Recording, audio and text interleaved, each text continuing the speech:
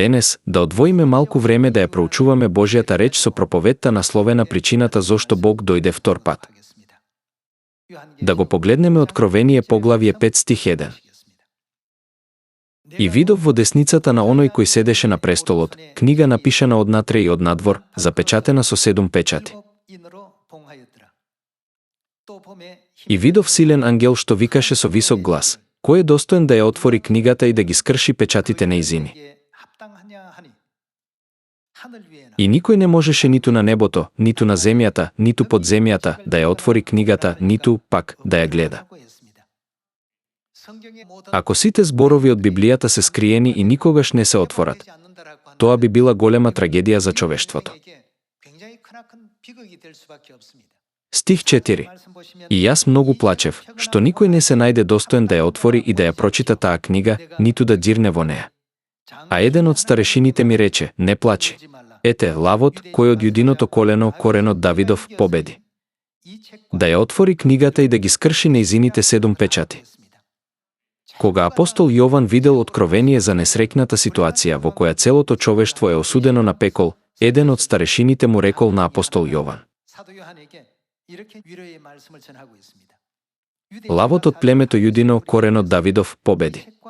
Тој е способен да го отвори свитокот и неговите 7 печати. Потоа, единствениот по кој човештвото треба да копне и да се радува е коренот Давидов. Мораме да го сретнеме. Не е ли тоа единствениот начин да добиеме прошка за гревовите и вечен живот и да влеземе во Царството Небесно?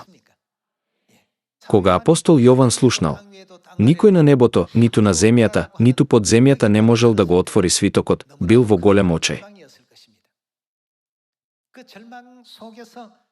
Кога плачеше од очај, еден од старешините дојде кај него.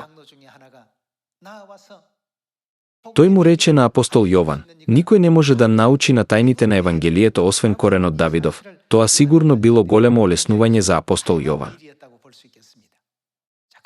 Тогаш, на кого се однесува коренот Давидов? Да го погледнеме Откровение поглавје 22 стих 16. Јас, Исус, го испратив својот ангел да ви го посведочи ова по црквите. Јас сум, кој е тој? Корен и род Давидов. Кој е коренот Давидов? Тој е Исус, но дали е првото доаѓање на Исус или второто доаѓање на Исус? Втор пат. Ова беше околу 60 години откако првото доаѓање на Исус се вознесе на небото. Евангелието што го проповедал Христос било укинато во темниот век. Библијата била запечатена. Бидејќи Пасхата, саботниот ден и сите вистини на Новиот Завет беа укинати. Овој период е опишан како темен век, кога немаше светлина на вистината. Ако оваа ситуација продолжи, нема надеж за човештвото. Тие никогаш не можат да имаат надеж за спасение. Ниту да се надеваат на Царството Небесно.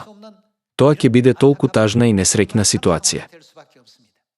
Затоа во Лука поглавје 19 стих 10, Исус вели: дојдов да го побара и да го спаси она што е загубено.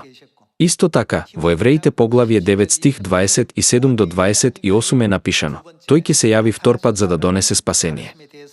Верувам дека веќе многу сте проучувале за овие учења. Ако не е за наше спасение, дали би имало причина Бог да дојде втор пат?